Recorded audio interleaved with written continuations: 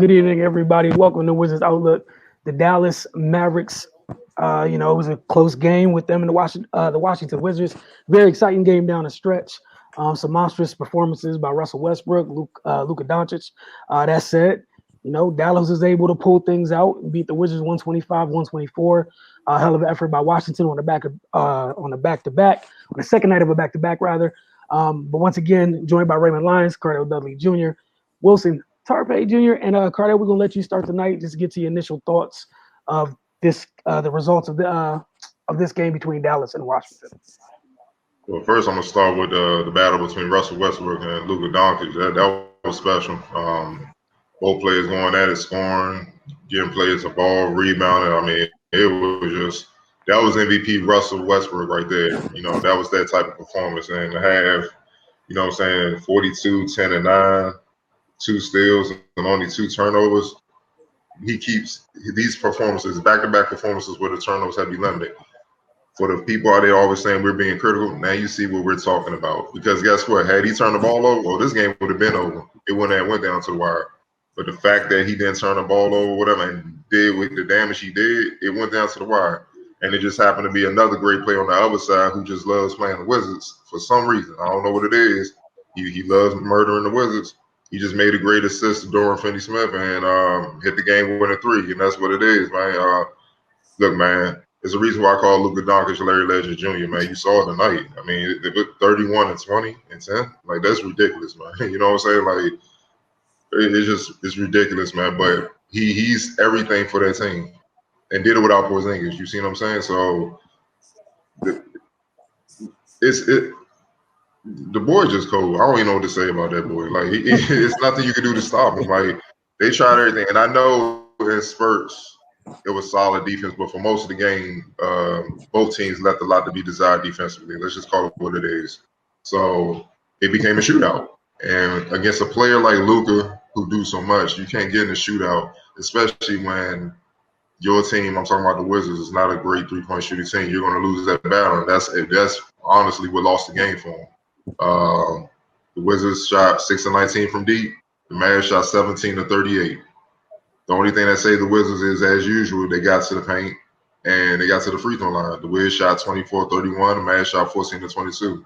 The thing is, if you're going to get to the free throw line, you got to make a lot more than what you missed, man. And I know they was 24-31. That thing should have been like 29-31 or something like that, because they got to make up for you not being able to hit threes, and that's where the game was lost. Just that right there. It's nothing else. Like, they out-rebounded the Mavs. They had more points in the paint than the Mavs. They didn't turn the ball over. Russell Westbrook went crazy. Bill had enough. He did enough, 29 points. He did enough damage. Rui had 18. Everything else was clicking. It was just the fact that they little things. They didn't get enough stops, obviously, and then they didn't make enough free throws. So you did all that work to get to the free throw line, and you didn't make them pay. And it came back to bite you, because you gave them life where you could have. I mean, they were up late in the second half. You know what I mean? But I feel like Willie Cauley-Stein, he was controlling the boards, and he kept giving them extra possessions. And if you keep putting the ball in Luka Doncic's hand, he's going to find a way to beat you. You know what I mean? So you can't do that. But it was a great performance from both sides with Russell and Luka. Max Kleber, his shooting in the first half set the tone. He was out there he was just torching the Wizards, man. They topped the key every time, pick and roll. And that's the threat of Luka. That's what he does. Like, you don't know if you should leave him or stay with him. Either way, he's going to adjust to what you do and make you pay. Tim Hardaway Jr., coming off a 42-point game, I knew he would be, on point, and he was. Coming off the bench, he had 16 points, 7 of 12 shooting, 4 assists, and 3 rebounds. That's big time production coming off the bench. And Dorian Finney-Smith, man, he don't get enough props, but he had a big game today, 22 points, 8 of 12 shooting, including 6 and 9 from 3, including the game-winning 3. Yeah, look, Luka gonna do what he gotta do, but the others can't be killing you like that. You can't give Kleber 17 and Dorian Finney-Smith 22. You asking to lose that game, and that's what I mean by the Wizards left a lot to be desired defensively. The defensive effort they showed last night, they didn't bring with them to Dallas. You know what I mean? So all in all, I know they lost a close one. I like the fact that they fought, they battled, because this is a game where when Dallas was up on them or whatnot, early, this is a game where the Wizards would have just imploded, and Dallas was just smacking them around and wrestling in the third quarter. But they battled back, obviously led by Russ, and they made it a game. But little things at the end is what cost them this game. Right. Yeah, man. I think the Mavs, the Wizards allowed the Mavs to get too much out of guys not named Luka Doncic. Cardell brought up the others. Between Kleber and Dorian Finney-Smith, you got 11 to 18 from three. You know what I'm saying? That's too much damage for them to do. Then of course Tim Hardaway Jr. off the bench. So on top of what Luka is already going to bring to the table, and with some extra on it because his normal turn up versus the Wizards, you're going to have to do something spectacular to overcome that. And they almost did, given the game that Russ had. Then Bradley Beal started getting going. They almost pulled this one out. But, in a game like this, everything becomes that much more important. So the missed free throws, and then on those stretches where the defense wasn't on point, it cost you.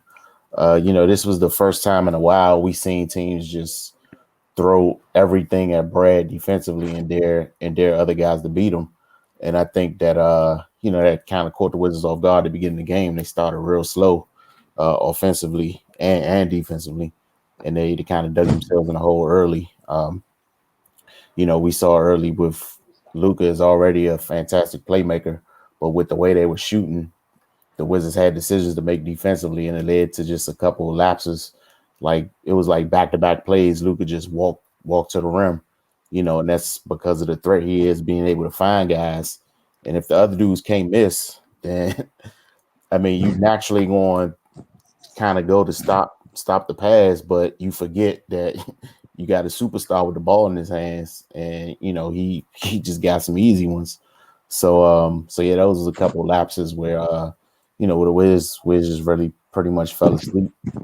But yeah, man, it's always good to see them have a pulse. They came out. This is the second time they came out in the third quarter and seized control of the game. Unfortunately, in this game they gave it right back in the fourth quarter. But yeah, man, that's promising to see that they can go in the locker room at halftime, make adjustments, and come out and really just jump on the other team. That's at the late stages of the season, that's a quality you need, because you're gonna need everything to kind of get yourself in a position where they're fighting to get in the play in at this time, and given what happens in these last few games, they can really improve their standing. So yeah, man, it's just good to see the growth in that area. Everything's not going to be perfect. This wasn't a great defensive game for them. But even still, it's a difference just having a bad defensive game. They made some bad decisions, made some bad rotations, but the effort and the fight was there. You're going to have lapses. Nobody's perfect. And it's still not excusable, but I'll take this over some of the defensive performances they've had, early in the season. And then on top of that, these guys are just shooting the lights out anyway. Like, we've seen teams early, go shoot lights out from three, and there'll just be a lot of open looks. Like they was tonight, Dallas just couldn't miss. They was making contested threes. Like, so one time Finney Smith pump fake twice, then shoot over the guy with a hand in his face. Like it was just one of those times the rim was just huge for them. So it is what it is. Tough 1 point loss, and then even still, Brad had a great look to end the game. So you can't really ask for too much more than that. Your best player get a pretty much open three to win it. Just didn't knock it down. But, man, nothing to hang your head about. You got to shake this one off and get ready because they're back on Monday against Indiana. That's a big one. A huge game. Big one. They can kind of gain some ground in their positioning going down the stretch. But yeah, man, they still being consistent, looking like a solid team at this point, man. You just got to keep it real. They're having a hell of a stretch, and they just dropped one tonight. Yeah, like you guys said, got a really big one on Monday. I think the Pacers just put up like 140 or 50 points tonight. 152 to 95. Sabonis had a 152. triple double in the first half. They beat the hell out the Thunder. So that's what they got to wait them on Monday. Is another tough one. We told you guys last night. May is full of tough ones. Yeah, go ahead. Sabonis had 26, 19 rebounds, and 14 assists. God damn. In 30 minutes, dog. Yeah. Yeah. He almost had 2020. He almost had 2020 in 30 minutes. Bro, had the first half, had a triple double. He had 26, 19, and 14 assists. I don't know what the. Yeah. Yeah. The Thunder just need to stay off social media for a while. Just stay off that, y'all. That's my recommendation. It's going to be brutal. I won't even go out. Yeah. That's so. Again, as tough as this loss was tonight for Washington, they got to flush it immediately. You got a tough team coming in on Monday. We told you guys what May is filled with. I think this is the last Western Conference team they're dealing with this month. So again, if it ends up where they rack up a couple losses, these losses almost hurt double because it's Eastern Conference. It would be Eastern Conference losses, which is why it's imperative that they get back on the winning side of things. Like you guys said, we saw two hellacious efforts from two very, very, very, very, very good players tonight, and Russ and Luka. I just think the difference was Luka had his guys rolling with him early to start the game, and Russ didn't early on. Like Russ kept them alive for the most part for a while before things got rolling. But we saw Maxi Kleber. He started the game hot. I think he had like 3 or 4 threes early. Some other folks got some clean looks. So like you said, Ray, but later on, the others were comfortable already.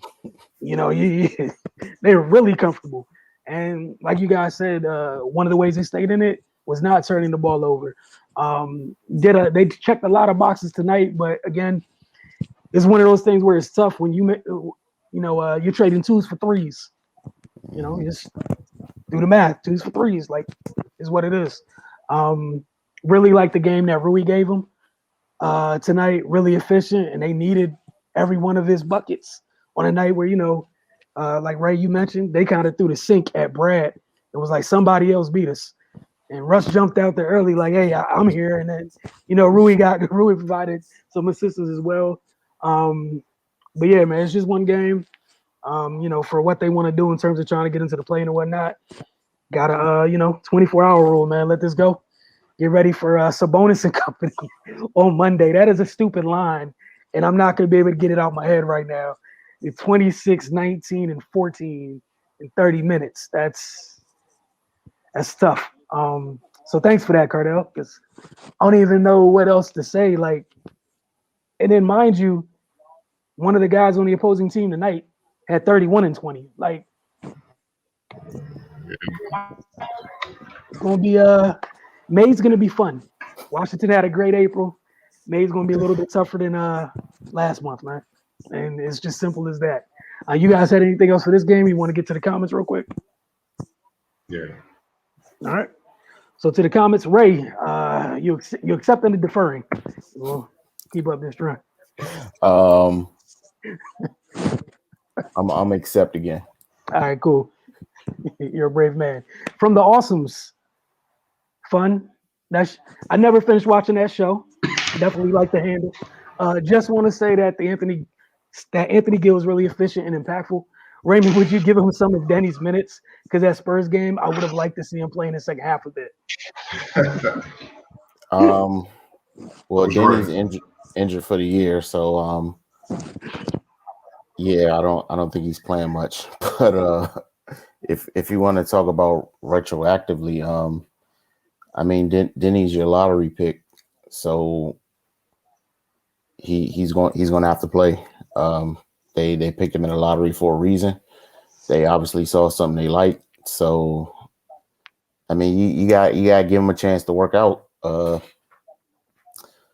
So no, I wouldn't give him some of Denny's minutes. Of course, Denny did struggle. when he was playing a lot, which is why, we kind of didn't see him on the floor in certain situations. But I mean, you just got to be patient with young kids, man, and that's what Denny is. He's a really young player, so you don't want to that's one you don't really want to kind of throw away early. Any player for real, but especially somebody you spent your first round pick on. So yeah, man. I mean, Gill, he when he gets in, he does what he needs to do. Eventually maybe he will play himself into a bigger role with the team. But like we've been saying, man, as it stands right now, when guys are getting in, they're stepping up. So it's hard to justify really diminishing somebody's role and expanding other players when everybody's pretty much giving you what's expected. So yeah, man. As it stands, we'll just leave the rotation as it is and let Scott Brooks do what he's paid to do. Cardell, you want to chime in here? Or are we moving on? No, sir. All right. All right, Cardell, this is yours. Prince LG Jr. I'm a Russ fan, bro, and he deserves it when he turns the ball over. They know he can play better. That's why they criticize him for it. Russ even says it himself that he needs to stop turning the ball over in caps. Prince LG Jr., thank you. That's all I need to say. Thank you. Finally, someone who gets it. Y'all just going to be all easy tonight. It's all right. We got a couple that are going to change this pace. This is some emotion. It's okay. Oh, here you go, Ray. Jonathan Evans. Oh, shit. Kendrick Perkins is 100% correct. Russell Westbrook greater than Allen Iverson. Iverson is a legend, but Russ is on another level. Russ is going down as the top 5 PG all time.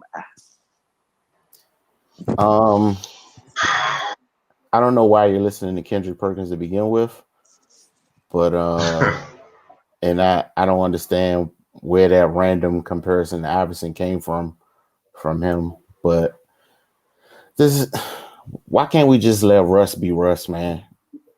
Mm-hmm. Like he's a great player. No need to diminish someone else to try to exalt him. That's the problem with people talking about basketball today. Everything's got to be knocking somebody else down to propel the player you favor, when that just gets you in a whole lot of trouble, because not specifically pertaining to Westbrook and Iverson, but just in general, like when the player you favor doesn't meet the standards, then you just start going through all these verbal gymnastics to try to justify why you're taking player A or player B. Let's just celebrate everybody individually, or keep everybody in their own little box, and then we don't run into these problems, man. Like I don't even know how you start to compare those two guys. But yeah, man, we're not dissecting Kendrick Perkins commentary here, man. Let's use our time more wisely. Yeah, I feel the same way. I saw it before, Jonathan put it in the comments, spoke on it in the comments, but I just ignored it. Honestly, two totally different types of players. Iverson was more of a two. Russell Westbrook, more of a playmaker that can score and whatnot. But Iverson can pass too. He averaged almost nearly 7 assists for his career. I know defensively, maybe on ball, he left a lot to be desired at times, but playing those passing lanes and getting timely steals, hell yeah, he was in the lane. He was like a DB out there. And one thing both of these players got in common is that they got heart. Like they gonna give you everything they got, and that's what you love about it. But look, man, one thing I'm with you, Raymond. This was just a bad comparison. I don't even know why we went there, but it's the hot take time, and it's things were kind of slow for basketball wise, I guess. So he needed to throw something out there. But especially with the NFL draft, he just handling business, man. You know what I'm saying? But with all due respect to Russ, man, who's done some incredible things, what AI did, especially the 01 season, 2001 season, when he led that team to the finals. Where think about this, and this is no disrespect at all. the second best option on the team was either Dikembe Mutombo or Aaron McKee to help him score. Do you understand what I'm saying? Like, he carried them to the finals, and they had to get through some teams to make that happen. They had to get through the Pacers with Reggie and Jalen Rose. They were still taking Vince Carter. Vince was, I mean, he was up there with AI and the Kobe's the best wing in the world. You know what I mean? They going back and forth in the playoffs, and then in the Eastern Conference Finals, he go up against the Milwaukee Bucks. And I know a lot of youngers may not remember how tough that Milwaukee Bucks teams were in the early 2000s, but that was Sam Cassell, mid-range king, Ray Allen. I'm talking about Jesus Shuttlesworth Ray Allen, not the spotto shooter y'all saw on something. I'm talking about the dude that lights you up from outside and come and dunk on you. Big Dog Robinson, who was a bucket, average between 20 and 30. Tim Thomas coming off the bench. That was a mob.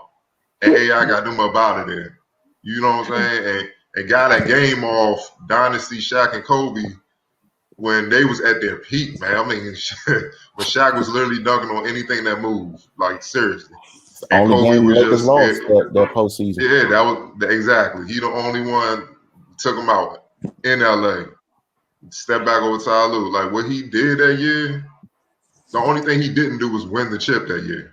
That was a magical season. No one has had a year like that since. You know what I'm saying? All-Star Game MVP, MVP of the league, scoring champ. You damn sure if they don't won the championship, man, finals MVP. So, look, man, we need to put things in perspective, man. Look, numbers are great. I get it. But you got to look at just the impact, because you can get all-around numbers, but that impact with the all-around numbers may not be as impactful as my 30 points. It depends on the game and the flow and who's doing it. And you got to take that into consideration and whatnot, man. It is what it is. So, bad comparison, but great players. Obviously, Iverson's in the hall, and Russ will be joining them. And then, well, I ain't gonna say near future, because who knows? The way Russ play, he may be trying to get another 10 years. Who knows? But Russ will be there when he's done. So, it is what it is. All right. Cardell, I think this one's for you then. Also from Jonathan Evans. By the way, props to Scott Brooks. He's been so criticized, but he's a good coach. He's flexible and makes adjustments like great coaches do. By the way, Scott, that was the 2012 championship year when the season was short and OKC made the change. But essentially, props to Scott Brooks. I mean, yeah, I've been saying that he deserved props. I don't know why a lot of people in the area. Well, I do know it's a DMV, man. That's a whole other conversation. But they always want. It's easy to attack Scott Brooks and not look at the players. You see what I'm saying? That's my back and forth with it. You can't say how great a player is when things are going good, but when things are going bad, you always look at the coach. That makes no sense to me, because at the end of the day, the players got to execute. And what I saw throughout this year, where I'm like, well, he still needs to be the coach, is even though they were losing, they were still playing hard for him. You could tell when the team taps out, especially at the league level. You can tell when the team taps out on the coach. They don't even play hard. They just out to get numbers. This is bad basketball, and that wasn't the case with this team. Plus, I like how Scott Brooks develops players. When Thomas Bryant first got here, he was a lot like Gafford, just dirty work dude, block shots, rebound, run the floor, and try to dunk. Now the man that had a mid-range, he was taking you off the bounce before you got hurt, passing out of double teams. He's become more of a complete player. That's why I'm excited for the Gafford addition, because look, good summer with Scott Brooks. He's gonna come back with something new. What he doing now? Look how deadly he would be with like a 15-footer, a 15-foot jumper or something like that. How much that would change the whole dynamic, not just this game, but the Wizards as a whole. You see what I'm saying? Like, that's what it is, man. So, with that being said, with all the injuries, with all the trades, with all the young players, people forget the Wizards got 8 players that are 24 years old and younger. He got some young puppies, man, that they're still trying to find their way in the league and figure out who they are. And yet they're winning games, man. You got to take that into consideration when people start being critical and stuff like that. The injuries, like I said, the trades, chemistry. You just got to, you got to take that into consideration, man. So, yeah, I've always felt he was a good coach, and I feel like he deserved props, because now they're in the playoff mix, when pretty much a month ago we was like, yeah, it might be time to start looking at the lottery, see who they need to get, dog, because this ain't looking good, man. You know what I'm saying? That changed quick. So you gotta give him credit, man, because definitely when the Wizards aren't hooping, you get a lot of criticism. Ray, anything to add? Nah, not too much. But just like Cardell said, man, it's funny how when things weren't going so well, that Fire Scott Brooks crowd was extremely vocal, but now that they're doing better, you don't hear from them at all. Like, so I mean, those type of people, man, I don't really pay too much attention to anyway, because obviously their train of thought isn't isn't that sound. But yeah, man, you got to give credit where it's due. Man, sometimes it's just that simple. It's they fault when they lose. Give them their props when they win. It's really simple. It's elementary. It's that easy to get. But the Wizards got a day off. A day in between before the next game. So we will see you guys for Wizards Outlook on Monday when they take on Sabonis and that crazy stat line. His partner in crime, Miles Turner. The Pacers, man. So Washington have their hands full again. It's up to them. We're looking forward to see how they bounce back from this one. After the last time they had a close loss, they rebound after they lost a close one to Spurs, they rebounded well in the next game. So we're gonna see if they can do that again. We'll see. But for Cardell, Ray, and myself, you guys have a great evening, and we'll see you very soon.